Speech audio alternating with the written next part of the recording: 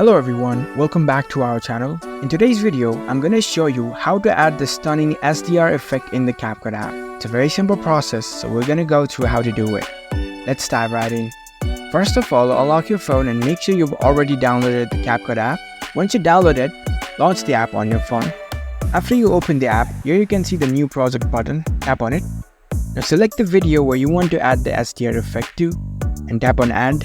I'll mute the clip. Now in order to add the SDR effect, navigate to the bottom menu and search for filters. Once you find the filters option, tap on it. Now here you can see the search icon, tap on it. Now type SDR. You can see different kinds of filters that you can apply to your videos. For example, I'll select this film. You can adjust the intensity of it. You can select the filters according to your video and you can play around with it to see what works best for you for this. And once you're done, tap on the check mark. And here in the timeline, you can adjust the timing of your filters.